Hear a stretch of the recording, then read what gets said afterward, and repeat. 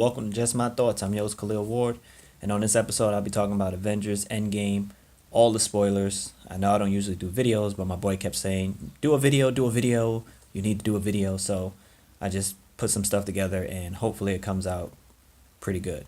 I'm talking about everything in the movie. I may not go scene by scene, but again, spoilers. So if you want a non-spoiler review of this movie, I put out another podcast where I'm just talking about my emotions during the movie. But let's get into it.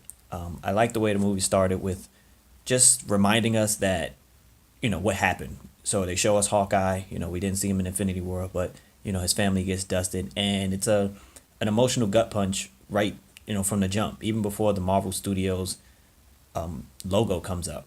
And then you get a little humor with Tony and Nebula playing a little, football game, and Nebula's reaction to winning and everything. And then it goes quickly to sadness again with, Tony sending the message to Pep. And then it's like happiness when Captain Marvel comes and rescues them. And it makes sense that she is the one to rescue them because at the end of her movie, she shows up at Avengers Tower. And I'm pretty sure Rocket had a tracker on the ship, or he knew that the ship was activated. They just couldn't get to them. So they probably told Carol that, their friends is out there in space. See if she can go get them. And I also like the fact that they mentioned time. So I think Tony says it's like 22 days that he's been up there, and Cap mentions that they've been searching for Thanos for about 3 weeks. So I like that they from the jump mentioned time. So Captain Marvel goes out there and gets Tony, and he does look really sick. I didn't even notice that in the trailer. Like when he was sitting down, sending the message, I didn't notice that he was really small and fragile. And a moment that really hit me was the reunion that I always wanted from Infinity War. I wanted Cap and Tony to meet, and we finally got that. And it wasn't under the best circumstances. So when he gets off the ship, the first person to run to the ship is Cap, and he grabs Tony, and they have that quick exchange, and that for me was emotional. Got a little teary eyed. Not gonna lie, I cried in this movie a few times. So I was just waiting to see them meet again because when we last saw them together, it was Civil War, and they was trying to kill each other essentially. So it was fun seeing them, greet each other, and then Rocket holding Nebula's hand, and then Captain Marvel still being her. She's cocky and she's strong. She knows it, and this is Brie Larson's first role as Captain Marvel. She did this film first before she did her own film. So people were saying she's better in this film. Well, she's at her full power in this film, unlike in Captain Marvel where she's finding out who she is. In this movie, she knows who she is and she knows her strength. So I like that when she was challenged by Rhodey, when he was like, "Where were you?" She said that there's other planets out there and they don't have people like you. So she was giving them like a pat on the back, like a shout out, like you guys do your thing on Earth. You guys handle situations, and this one was out of control. So she showed up. So that answers the question that everybody kept asking. When Captain Marvel came, like where was she? Why she never came back for the Battle of New York? It's because we had the Avengers, like I said in previous videos, and there are other threats out there that she had to take care of. So it was good for her to just address that real quickly. They go to Thanos' farm, and I really expected them to get beat up and then come back and fight Thanos. I didn't expect them to just kill him real quick, basically. With Thor was aggressive. It was no hesitation on his part. Even after they grabbed him, he came in and cut his arm off real fast. So they were ready, and then going for the head. It was a good moment in the theater. We laughed. I think I said it right before Thor said. I was like, oh snap, he went for the head, and it got a good laugh out the crowd. But you can see Thor's reaction. Like, he killed him, but everything wasn't fixed. And he was depressed. Again, I love the time jump. 5 years later, a lot can happen in 5 years, as you can see with Tony and his daughter, but also with Thor. And I want to talk about Fat Thor first. It's just seeing him in that state. It was surprising because we didn't expect Thor like that. And I love the marketing from Marvel and everything. Everything they showed, they just kept showing Thor with Stormbreaker in Wakanda, like regular Thor that we're used to. They didn't show any Fat Thor, which was great. And so just seeing him depressed because essentially he failed multiple times. When he got attacked on the ship, he lost and he failed, and his brother got killed. And then when he finally gets the power to defeat Thanos, and he only goes for the chest, and Thanos snaps his fingers. Thor is the one that's right there, right next to him as he snaps his fingers, and everybody, disintegrates. So Thor is lost on many fronts. And then when Captain Marvel comes and they saying we're going to go kill Thanos, he's like, all right, cool. And they go and the stones aren't there. And even though he kills Thanos, it's like it's not a satisfying kill. And I could see why he went into that state. It was just he was so funny in this fat Thor, and it was just good to see Korg and everything, and that moment with Hulk and Rocket and Thor. It was just great. Moving on to Tony, I enjoyed seeing him just upset. He was frail. He was arguing with Cap, and he wanted to live his life. They lost, and he. It's not that he was okay with it. It was just he didn't think it was anything he could do. So he went on and lived his life, had a kid. She's very adorable, which it was great. Ant-Man is probably like top three for me in this film. He did a lot. He had a lot of information when he came out the quantum realm, and he helped the team. It was good to see that his daughter was there. She grew up. He had that moment again, another emotional moment. Just seeing he was looking when he seen the list of all the people that was missing. The first person he was looking for was his daughter, and just to see that connection of she was still alive and she was older and much bigger, it was cool. And when he went to Avengers Tower, he had comedic moments. Talking to Cap and Black Widow, and when they go see Tony, and Tony is against it at first, it's because he's scared, of course, because he's found a way to move on with Pepper and with his daughter, and he doesn't want to jeopardize that. And that's understanding, that he doesn't want to lose that because he's never really had a solid family like that. So I can understand the reason why he shunned them, but he's a genius and he always has to figure stuff out. And when he figures it out, it wasn't confusing for me when they was talking about the time heist. Ant-Man just basically said you leave one moment in time and you exit from at another moment in time. That's the gist of it for me. I know they was hitting at all the time travel movies, Terminator, Hot Tub Time Machine, Back to the Future, and all that. But in this particular movie, it was just they're leaving one point in time, exit another point in time, get the stones, and go back to their time. So I thought it was simple for me. I like that the team split up and to go get the different stones. I like Hawkeye and Black Widow. The Hawkeye moments were really good. Even as he was Ronin, the sword fight was cool.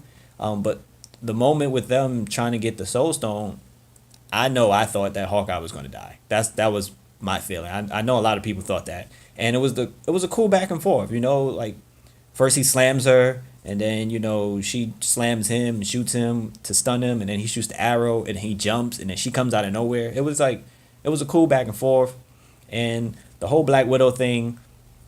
I just think her solo movie will be her officially last movie, and it's probably like a prequel or whatever, because I think she did 7 movies up to this point, and her solo will be her last movie, so that's like 8-movie contract or whatever. So it was another touching moment, and I enjoyed the Nebula thing, where that's how we get reintroduced to Thanos. Like in Infinity War, he was everywhere. He was the star of that movie, and then in this movie they killed him off real quick, and I didn't expect them to bring another bad guy into it, but they killed him off so quick. And then when Nebula and War Machine are trying to get the Power Stone, that's when we get reintroduced to Thanos because of Nebula's malfunction. And it was really cool because Thanos didn't freak out. He just saw that it was another Nebula, and he was piecing together things because I'm pretty sure he's seen a lot of different things in the universe. So he was just piecing things together to make his move, which was a pretty smart move to get brought into the future to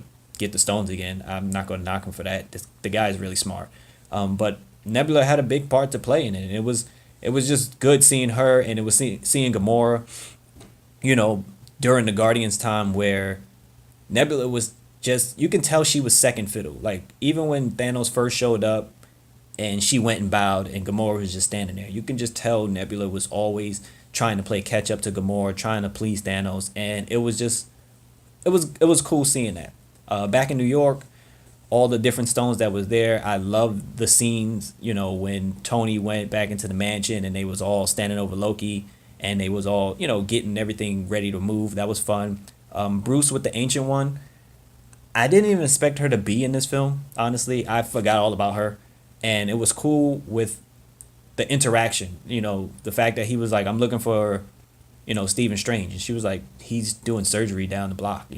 You 5 years too early." It was a cool moment, and just their exchange made everything make sense as well. If you take a stone out and a new timeline of form, and then Bruce saying that if you put it back where you got it from, everything will go back to normal. And the fact that Doctor Strange gave up the stone willingly, which was something that everybody suggested, after Infinity War. He gave it up willingly. It looked like it was glowing. He saw something, and she believed in him, and that's how Bruce gets the stone. Which is everything about these moments were cool. Like, we had the death and despair in the early goings, but like when they were time jumping, we got a lot more comedy in moments, and then you got the emotional moments, like with Thor when he goes home and he's afraid.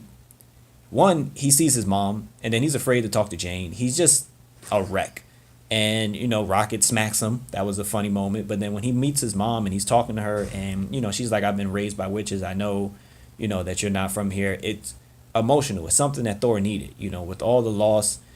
He's a failure. And it's not like how it was in the first Thor when he was just cocky and arrogant and everything. He understands now about, loss and about what he's supposed to do. And when he gets his hammer back and he sees that, you see the excitement in his face when he's like, "Oh, I'm still worthy."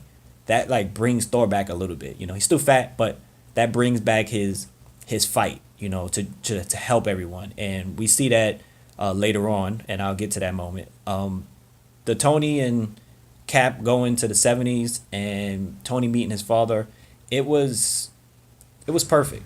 It was just right, because Tony for a long time really, I guess in the beginning in Iron Man, he didn't think his dad like loved him as much. He thought business was more important to him.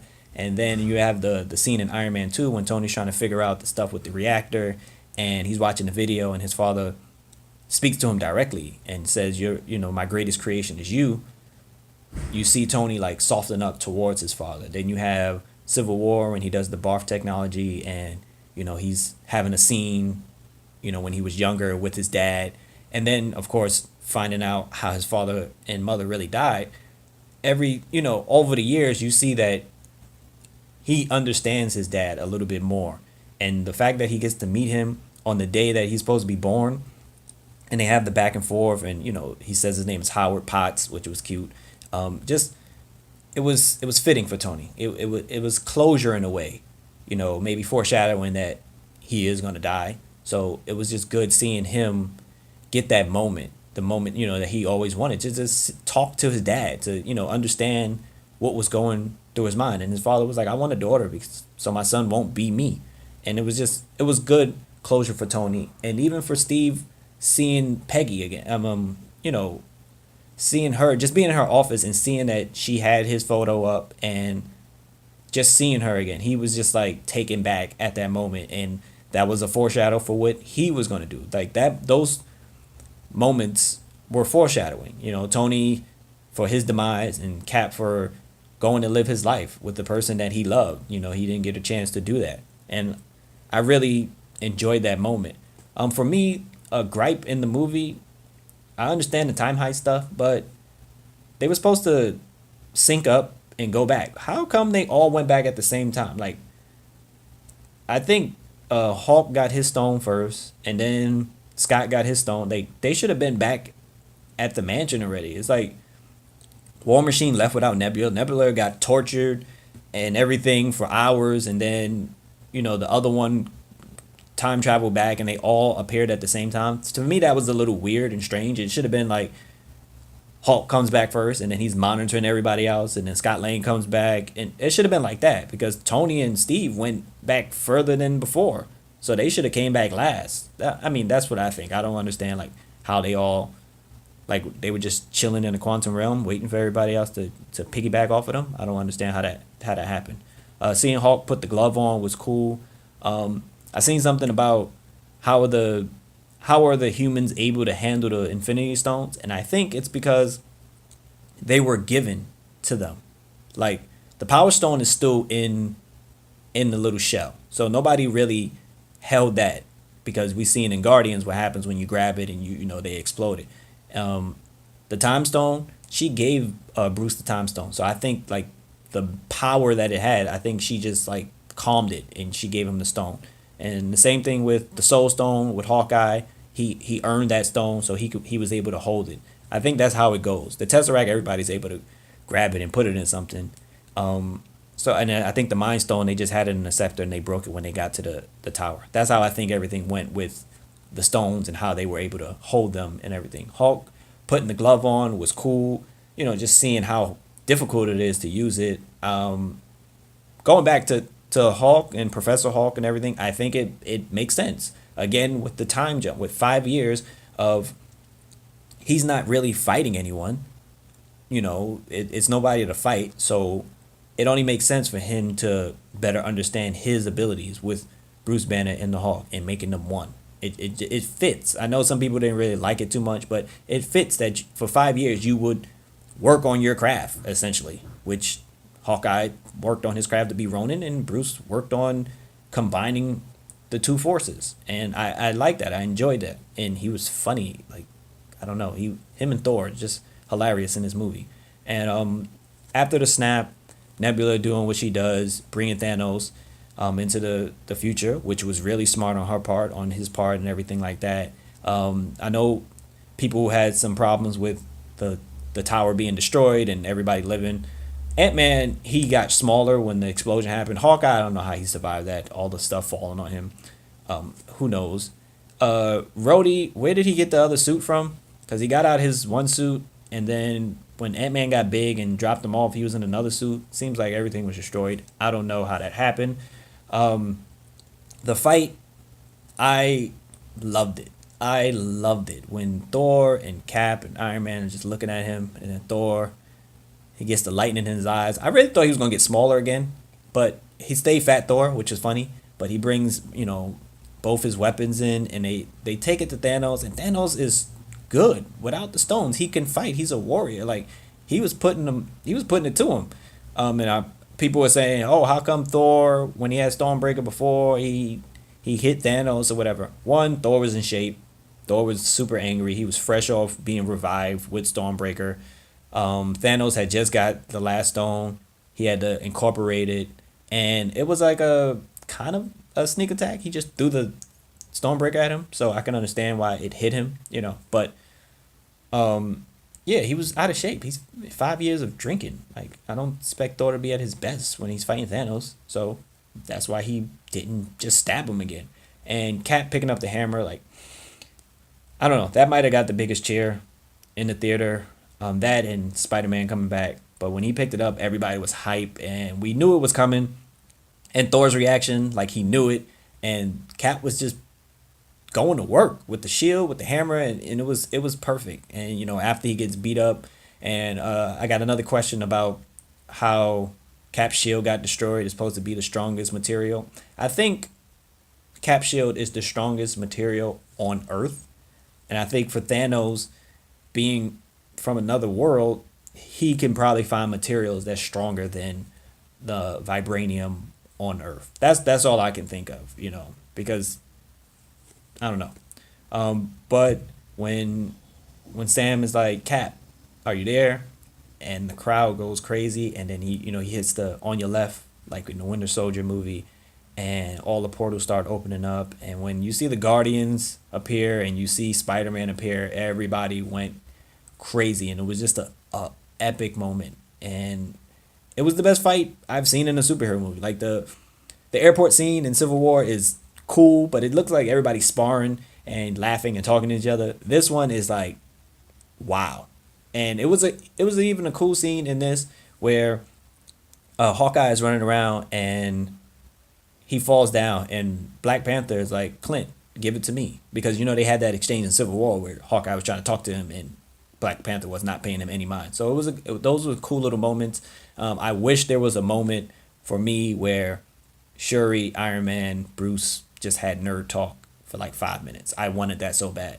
But, unfortunately we didn't get it. We got the ladies coming together when Captain Marvel came, and they were all standing with her. That was dope. Pepper Potts in a Iron Man suit was dope. Her suit looked cool as hell. I don't know what Tony put in it, but she looked cool.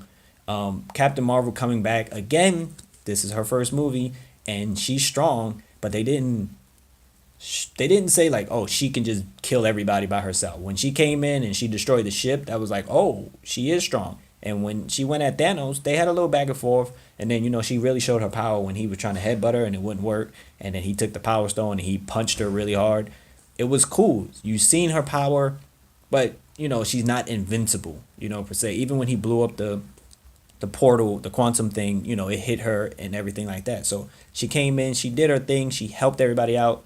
Spider-Man activating instant kill was funny and cool. It was like a lot of callbacks to the previous movies, which was appreciated. When Cap calls back the hammer and Stormbreaker comes and Thor's like, nah, you take the small one. It was a great moment. It's like those moments like that just make the movie just even better. We for all these hours we sat there and we was wondering what's gonna happen, and when we get to this final battle, it's like it's everything. It's exceeds all expectations, especially for me. I didn't know what kind of battle it was going to be, but when everybody came out and, Valkyrie had a moment, Pepper had a moment, Gamora had a moment, like everybody's getting moments. And, you see Iron Man and, talk to Doctor Strange. He's like, is this it? And, Strange can't tell him, because it wouldn't happen.